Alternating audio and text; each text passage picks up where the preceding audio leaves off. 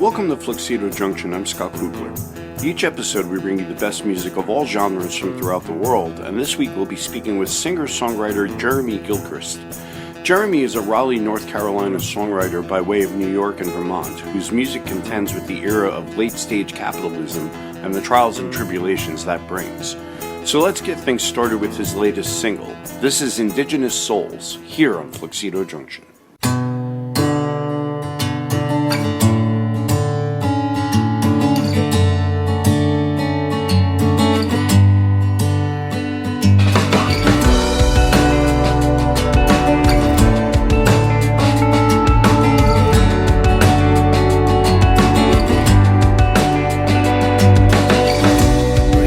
West to the land of indigenous souls,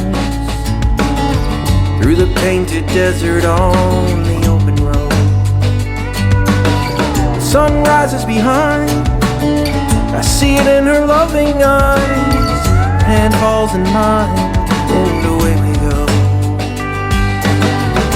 In wonder, lust, and love we ride. Watch the sunburn spires rise. Since crossing the great divide with her on the line.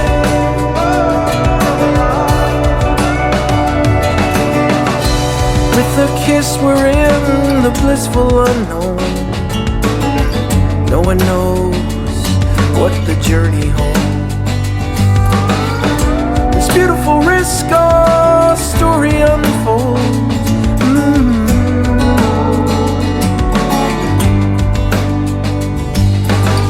On this earth there's so many worlds to see. Through it all her laughter stays with me. And on those travelers' mornings there's an unrelenting smile.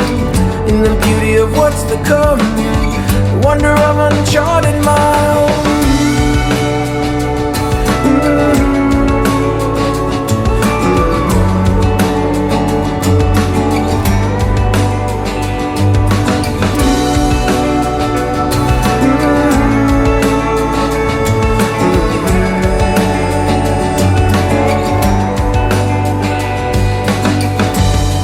Since crossing the great divide,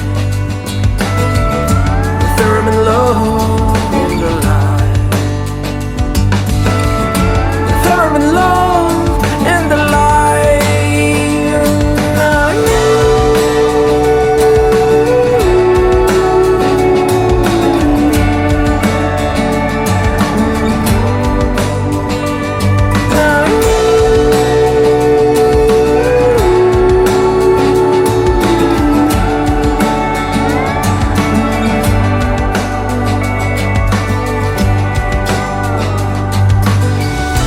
Headed west to the land of indigenous souls. Her hand falls in mine, and away we go.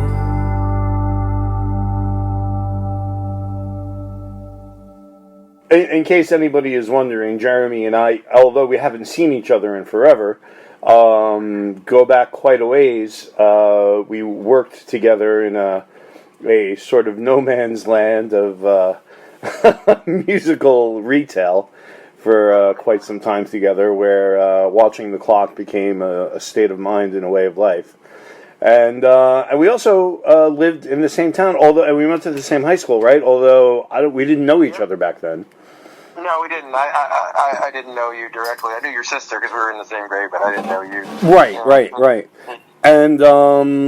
And yeah, so, but we've been kicking around, or had been kicking around the same musical scene, basically, for a while, and then you uprooted your entire life and relocated and started a whole new thing. So, since the last time I saw you in person, tell us a little bit about what's going on with your life. I will mention that Jeremy's music is really easy to find. You're basically everywhere. I guess Spotify is probably the easiest place to find music. Yeah. Spotify or Bandcamp, yeah. Yeah. Let's go to Bandcamp. He keeps more of that money. Yeah. But yeah, give me an update. I haven't talked to you in forever. Yeah, it has been way too long. Basically, when I did move back here after working at the music shop. Now tell everybody where. Meteorology degree, and then finished that, and I now work in meteorology full time. But obviously, also out there doing the music thing. And I got into the scene here in the Raleigh, North Carolina area. For a few years, I also moved up to Vermont after that. And, was in that scene. But definitely, I think the North Carolina scene has been a little bit more fruitful, more opportunities for me, just because there's the amount of venues and people available. I mean, Vermont has a great scene, but it's a lot of people competing for a few venues. So it's a little better down here as far as that goes. Now, this airs nationally, but give us a little bit, those of us in the rest of the country, give us a little bit of a feel for what the music scene is like down in Raleigh, North Carolina. I've never been there. Well, I think in this area where I'm in central North Carolina. I think Chapel Hill and Carrboro are great towns for that. They're college towns, good supportive original venues. Raleigh has a couple as well. And Durham, there's plenty of cover gigs to be had, which I also do. Those are the ones that pay. And then of course, I do the original ones. I got a great show coming up here this weekend, Songwriters in the Round thing, and so me and a bunch of other songwriters will be playing our originals at the Cary Theater in front of about 200 people, so I'm definitely excited for that. So. That's great. Now, I have, like I said, I've never been there before, but I've traveled around in my years in the music industry. I got friendly with some folks at a radio station in Spindale. How far is Spindale from where you're at? I'm not even sure I know where that is, to be perfectly honest. Okay, the station is WNCW. I got the impression it was a pretty big station. But like I said, my geography when it comes to that area of the country is really very vague. I do remember I had gotten to listen. I went to a music conference once, and I wonder if you can. I'm hoping you can relate this to your experience of life in the North versus life in the South. I think it was Janice Ian. I was at a music convention, and I was attending some sort of a panel discussion that Janice Ian was a part of. And I think she had relocated. She was a lifelong New Yorker, and then she relocated down south. And she said that she had all the Northerners, sort of preconceptions about what life in the South was going to be. And I love this story so much. She gets off the plane, and somebody from her publishing company, she was going to Nashville in her case, but somebody from her publishing company had arranged for her to get picked up at the airport. And the guy who picked her up at the airport was like, he looked like a good old boy. He had the gun rack, and everything. And she was freaking out, a Jew from New York, like, oh my God, what have I gotten myself into? And then she gets into his car, and they get to the gate near the airport, or the road just past the gate. And there's a guy in full Klan regalia standing in the road collecting money, at an intersection. Wow. Yeah. And as they're pulling up to him, her driver is slowing down. She's like, oh my God, what's going to happen? Please don't tell me this guy's about to give the guy money. So he pulls up to the Klan guy. He lowers the window. The Klan guy gets all excited and holds his basket up to the door, and the guy just empties his ashtray into the collection basket and takes off. Yeah. And at that moment, she said, I knew I was going to be okay down south. There's certainly some of those old remnants of the past still around, but most people are obviously don't support that. And they're, politically these days, it's been more just like everywhere else, with groups like the Proud Boys and others being more of the hate groups that have been active, unfortunately. But, the cities themselves are it's kind of an urban-rural divide as far as the politics go.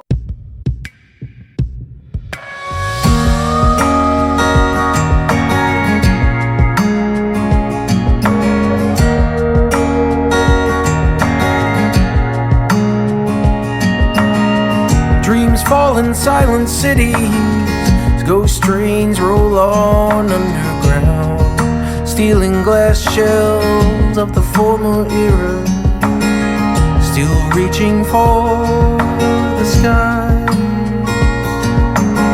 The masses go on and wonder, looking through the window as they try to breathe inside. of soul, fogging up the view. As capitalism loses its way on vacant, gentrified streets, the scraps of yesterday collecting in the breeze. And somewhere an artist screams.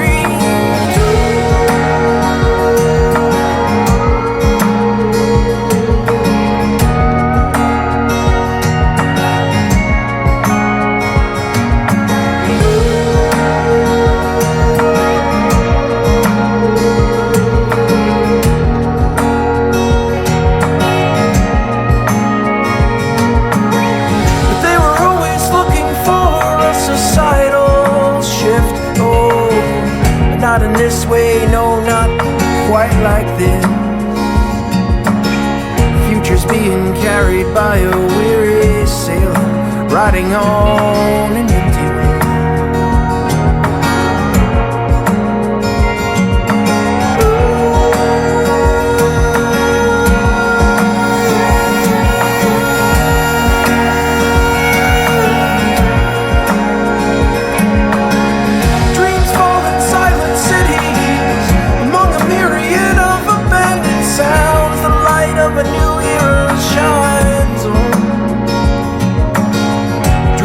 In silent cities, ghost trains roll on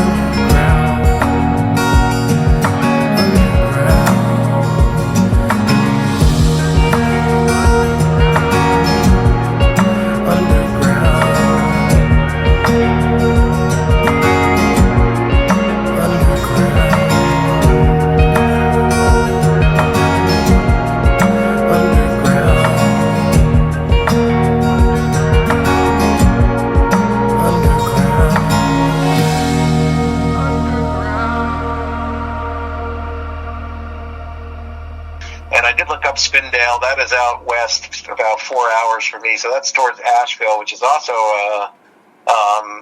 in western North Carolina in the mountains, and that city has become quite a hub for music and art, so that's a good place to be too. That's about 4 hours drive from where it's a big state. So there is culture to be found down south. That's good to know. Actually, I've known that all along, just because, like I said, the years I was fortunate enough to travel in the music industry, I got to experience quite a bit. And there's always, everywhere that I went, every state. I haven't been to every state, but I've been to a lot of them. But every state that I've been to has got a city where, there's hip art and culture, and even in the cities where you wouldn't expect to find it, it's there. You just got to look a little bit, It's like look, yeah. And I think one of the best things around here that I've been lucky to be a part of is the Shikori Hills Grassroots Music Festival, which they do twice a year, and they do. We have more local artists, and then you also have big names at the same time. So it ranges.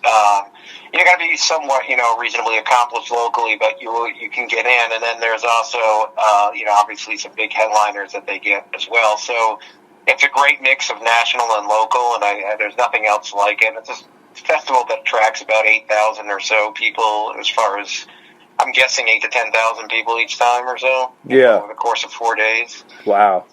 So yeah, there's a lot going on. Now, I want to talk a little bit about how your presence in different parts of the country have influenced your worldview and also your writing. And the reason that I feel it's okay, normally I don't get into this deep into this sort of subject matter so quickly, except that if you go to your page on Spotify, your artist page, your description of you as an artist says, Jeremy is a Raleigh, North Carolina songwriter whose music contends with the era of late-stage capitalism and the trials and tribulations that brings. So how has your perspective, I won't ask how your view has changed, because it probably hasn't, but how has your perspective changed with your living now in 3 completely different areas of the country? Well, I think travel always, and then experiencing different places, you get to learn from a lot of different kinds of people, even people you don't agree with. And I think that's been really fruitful for me. And you've realized that a lot of people, and when I talk about the capitalism thing, in the working class, even if they don't agree with you politically, they know they're struggling just like you are, and you know, sometimes it gets frustrating because you're like, oh man, I wish they would get it and come at it from the same angle I am, but of course that isn't the case. And I think that's a lot of what we've seen actually in the last few years, you know, is people that just want, you know, are just tired of it.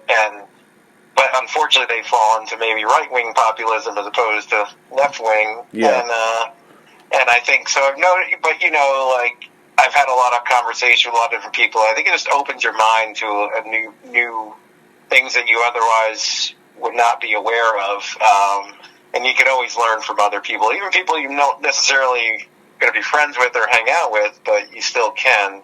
And I think that's been the main thing, and just different cultures. And you you leave the New York area, even like Long Island is kind of like a bubble of its own, and then you leave elsewhere and it's completely different. And I definitely recommend anyone, any way they can. I know it's financially not possible for everyone, but if you can, just travel around and whenever you can to get new experiences. And I think that informs my writing. One of my recent songs is about road trips I took with my wife. I definitely always incorporate, it's never too overt, but it's always there in my music. The politics is always there somewhere. It could even be just a line or two in a song, but it does come up.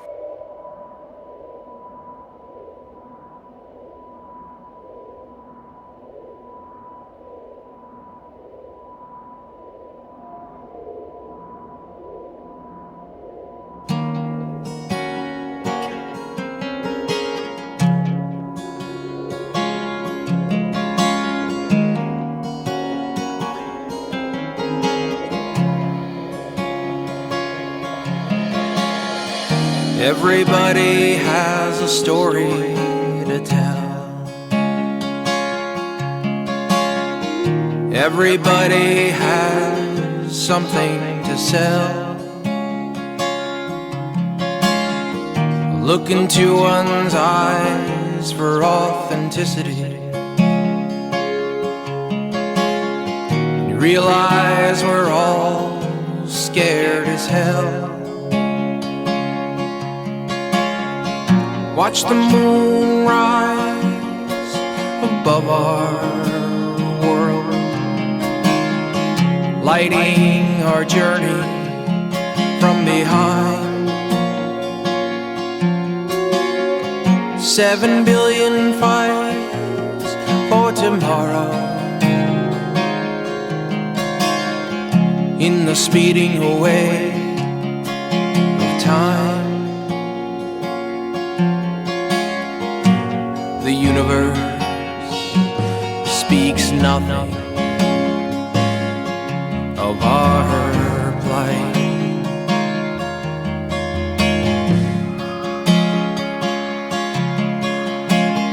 Everybody has a story to tell.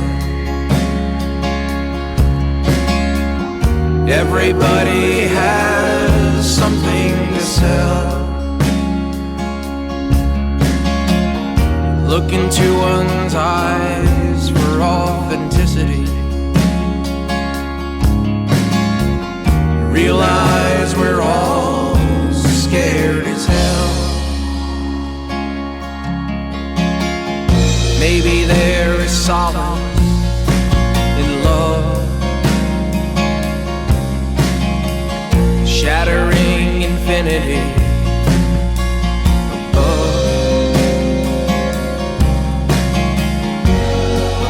The significance of it all, and you'll find the greatest minds fall.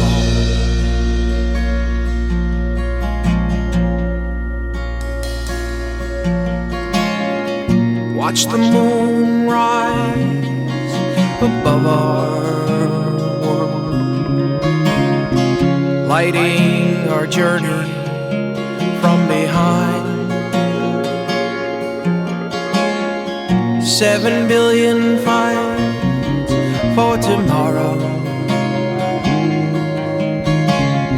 when all there is tonight.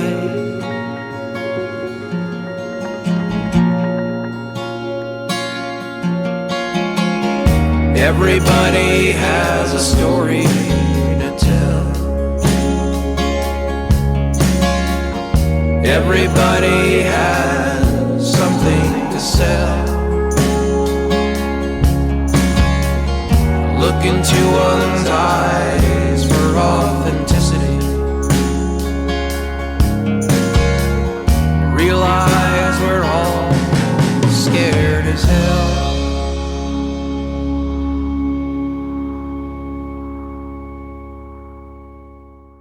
Yeah, well, it's more than just politics, right? I feel like the word politics sort of is, in a way, reductive of really the larger subject matter. I mean, it's the human it's the human condition you're talking about. To kind of say it's easy, and we all do it. It's easy to say it's about politics because in the parlance of the 24-hour news cycle, that's a word that we're bombarded with every 5 minutes. Yeah. But really, what you're talking about is, not just the human condition, but just the human experience, or maybe I can get a little more specific and say the American experience. I would say that's fair. Yeah, that's a good way of putting it. And I think it's you're right. The human condition. It's more philosophical sometimes as opposed to outright political. Yeah. I think that's very true. You're right. I definitely capture that.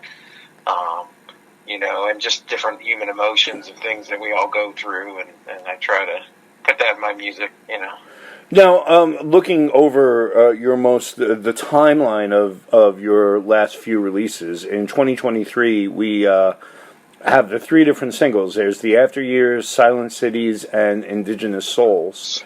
Right. And then before that, the EP before that goes back all the way to 2018, right? Yes, that was, so the Threaded EP was a few songs I wrote and I recorded with a producer named Doug Quartler, who's now in the Boston area, and was a Long Islander for a long time. Yeah, I know the name. And that was a fun record to make, and I love those songs that are on there. But, and then after that, I had these 3 songs, so this is a cool story because the producer of these is usually works with much bigger names, and also does session playing with these bigger names as well out in like LA and Denver, Nashville, and all this. But his name is Mark McKee, and I knew him for a long time since back almost 20 years ago now when I relocated back to North Carolina. And he's always wanted to record me, but I never had the budget to do it. So I raised some money, and I had a little bit of money sitting there, after that I saved up to do this. And he's like, I really want to do it. And so we ended up starting with 1 or 2 singles, and then we did a third. And I actually got 2 more in the works that he gave me a deal on because I did the other 3. Mm-hmm. And he does really great work. He gets session players in there that are fantastic to record on these songs, and they usually give him a break on the price. They're like, yeah, I'll just do it, and they knock it out in like 1 or 2 takes, and because they're so accomplished and good that they could just listen to it once and, I don't know, I guess get the idea. I was never in the room with those session players because a lot of them were in California, but he also happens to be the brother of the drummer of a band that got pretty big from here called Delta Ray. Oh, yeah. So he's connected to them, and that's funny because like I actually played an open mic when Delta Ray was just starting out, and they were on that same open mic. But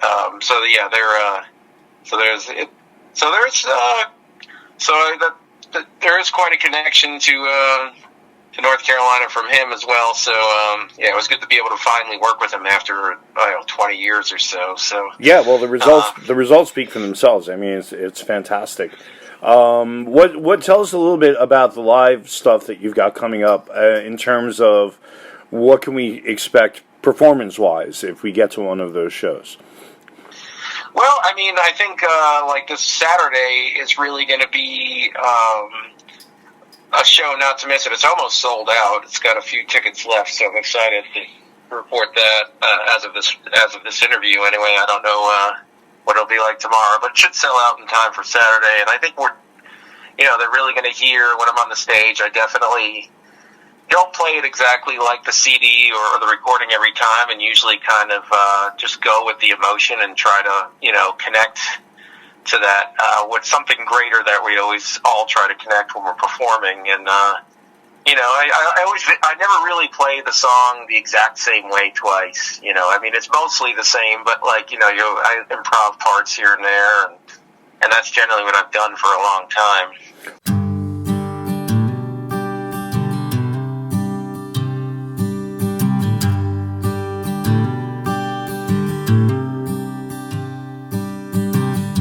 Deep in Chatham County, the old souls take the stage. Glimpses of myself in the music, the hills where they play. Reflections echoed in the songs of a sage as I find my feet muddied, dancing in the clay. In this breath of life I could fall into your eyes, a fleeting moment under Carolina skies. I don't know if I'll feel this way again. A broken spirit healed on these lands.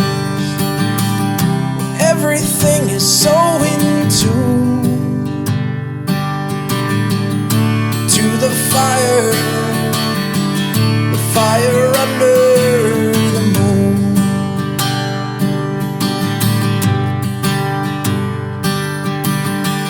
Tonight we taste the homesteader's dream.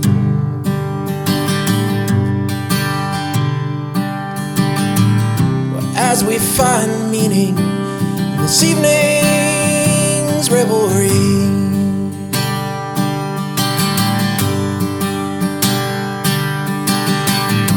I don't know if I'll feel this way again. A broken spirit healed on these lands. Everything is so in tune the fire under the moon.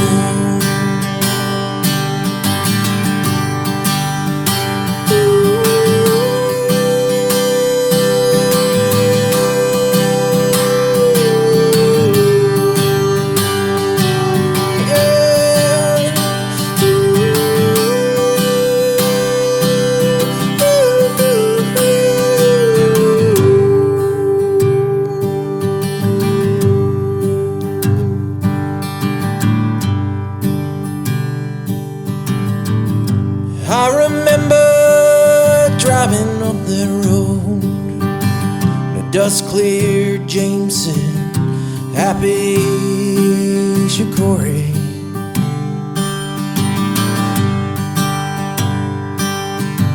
His bear hug, he said, here we write the better pages of our story.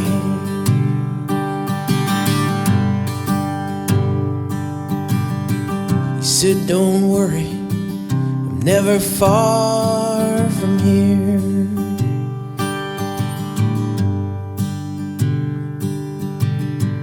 Sip that Irish whiskey, listen close, and you'll hear.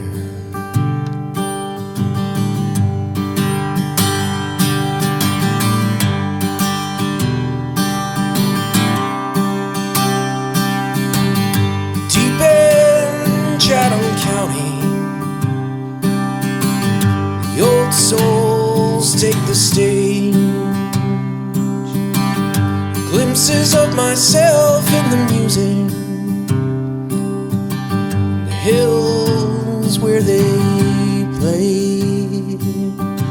In these hills James still plays. I love that. I love that. I always tell my students, I teach music, and I tell my students, about this concert that I saw once. Two of my favorite artists of all time. It was Bob Dylan and Paul Simon together at Jones Beach. And I love them both. I mean, they're both easily in my top 5 list. And I was so looking forward to this show. And on that particular night, I think they were alternating who the headliner was on different nights. And on that particular night, Paul Simon played first. And Paul Simon went out there, you know, with a 12-piece band, Steve Gadd on drums, you know, perfect lighting cues. I mean, it was a perfect performance. So perfect, in fact, that I could have almost just stayed home and listened to the recording, you know. And then Bob Dylan came out with, like, his, you know, 3-piece backup band with Larry Campbell and all those cats. And it was clear that they had no idea what the set list was going to be.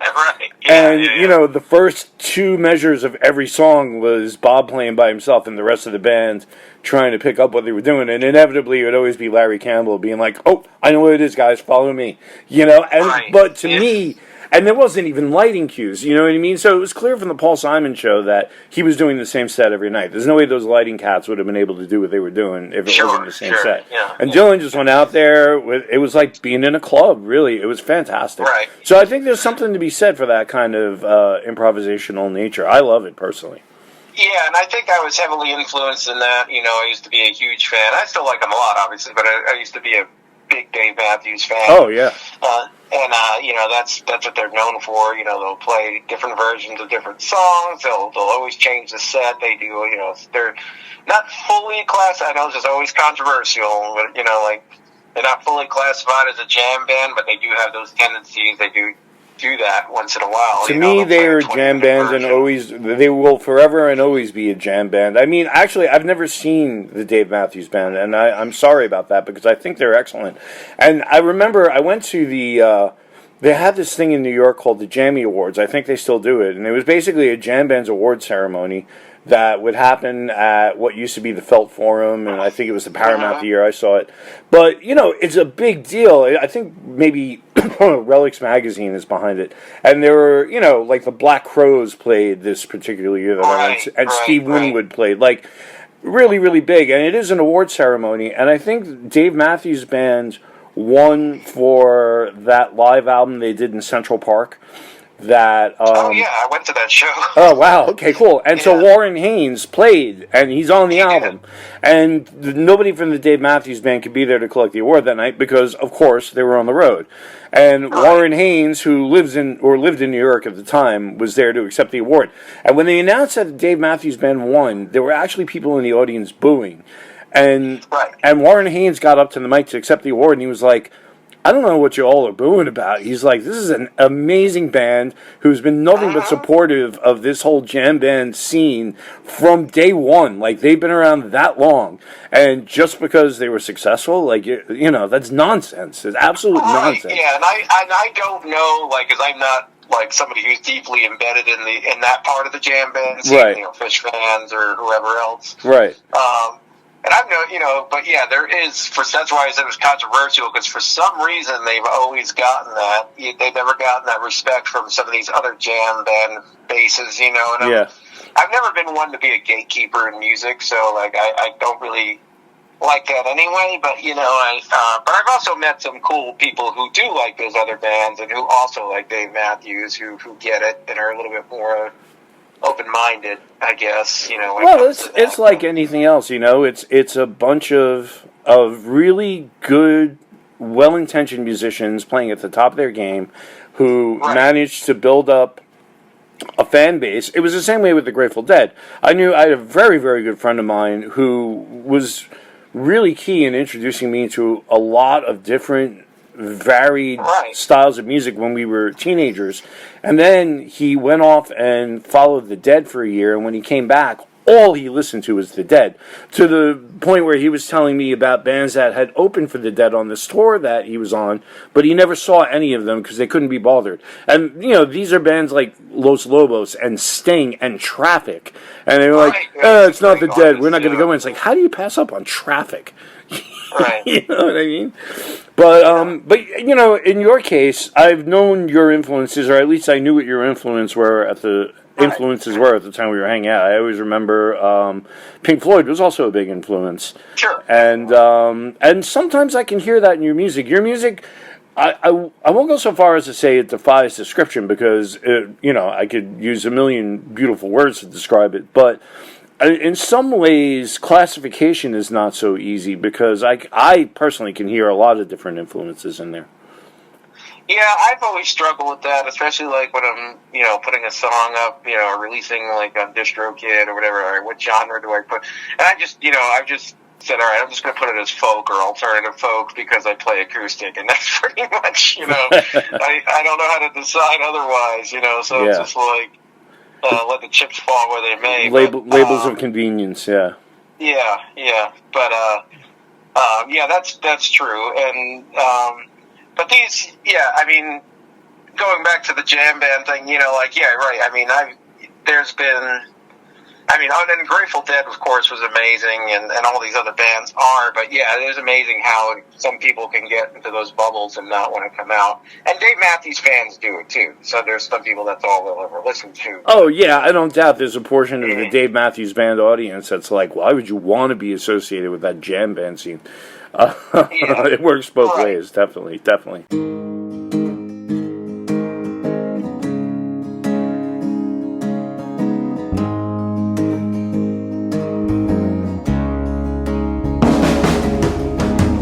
On a generation ship, I'm just an interstellar kid. A new home 100 light years away. I'll never live to see the day.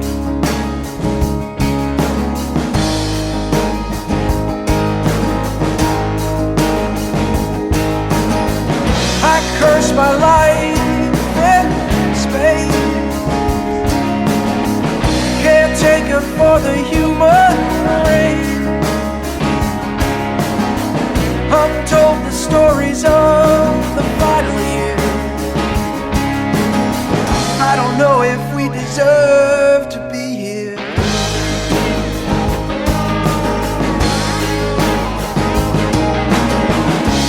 I'm breaking down. The night will never let me out. This involuntary sacrifice,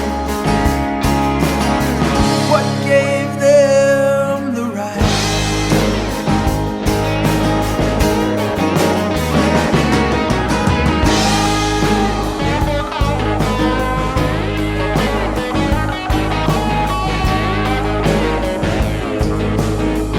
On a generation, I'm just an interstellar kid, some in-betweener decade who will never see us land.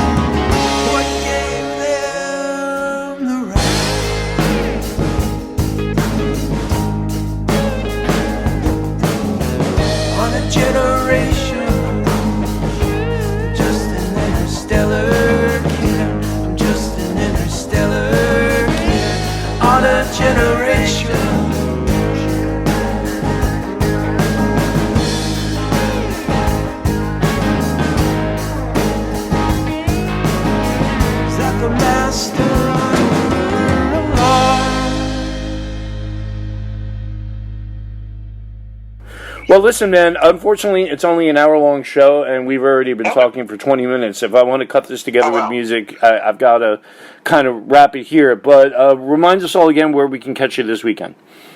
I'm going to be at the Cary Theater, Cary, North Carolina, Saturday night at 7 o'clock. Great. And your music is available at all major streaming services that are worth mentioning, and, of course, on Bandcamp as well. And, Jeremy, I really want to thank you for taking the time to speak with me. It's really good to catch up with you again after all this time. All right. Thank you.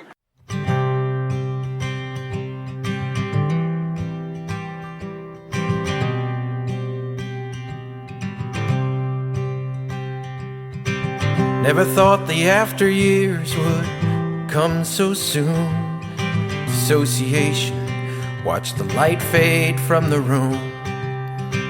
Everything feels surreal and distant from me. Can't right the ship in this dreamlike angry sea.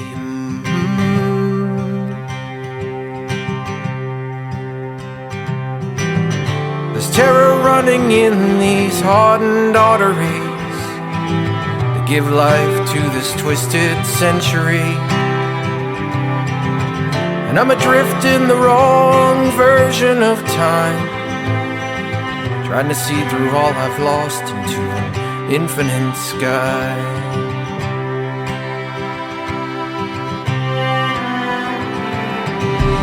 There's hope across the light years. I wanna go out there and find something new, but for now I'm running my vessel aground. It's the best I can do.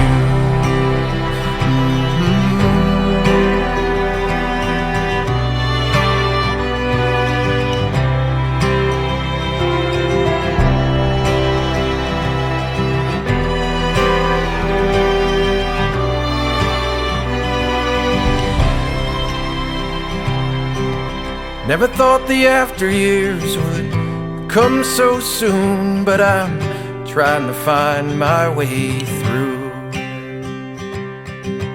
Never thought the after years would come so soon, but I'm trying to find my way through.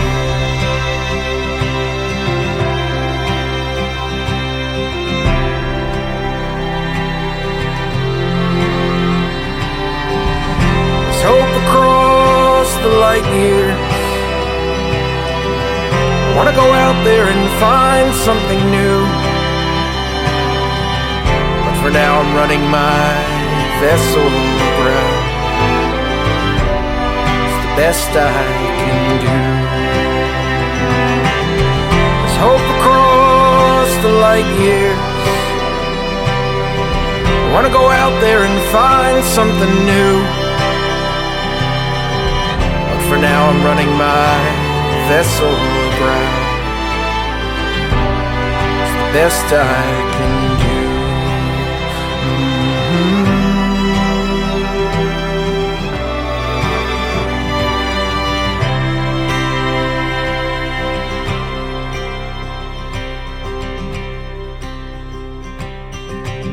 I've seen the sun fight to break up the fog before a blissful warmth ensued. Never thought the after years would come so soon, or I'm finding my way through.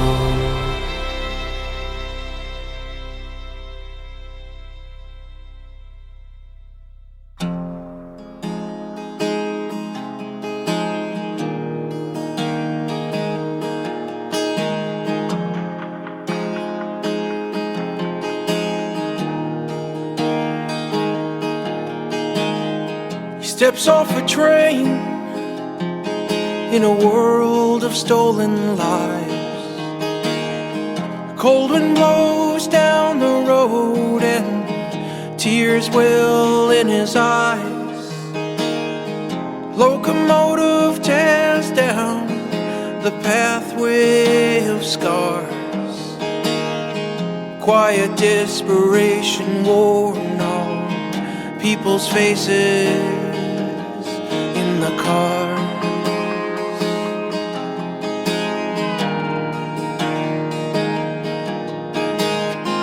He's just looking for the room to breathe, Words of wisdom lost in when society's perception sees. Temporal madness has carried him this far. In his mind a hall of mirrors, a false shimmer of the stars.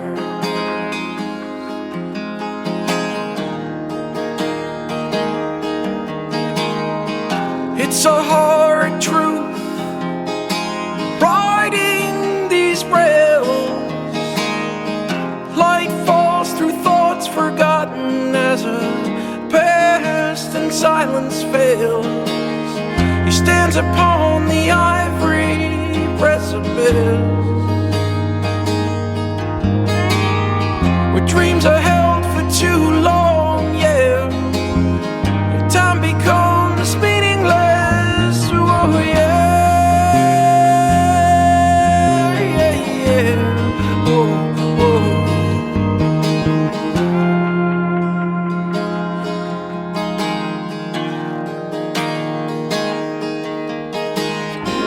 He's just looking for the room to breathe. Words of wisdom lost in when society's perception sees. Temporal madness has carried him this far. In his mind a hall of mirrors, false shimmer of the star. Oh yeah, a false shimmer of the star.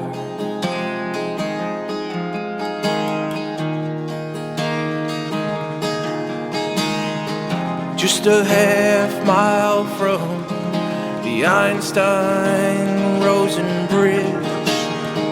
Just a half mile from the Einstein-Rosen Bridge. Just a half mile from the Einstein-Rosen Bridge. Oh yeah, oh, oh. He's just looking for the room to breathe. Words of wisdom lost in what society's perception sees. Temporal madness has carried him this far. In his mind a hall of mirrors, a false shimmer of the stars.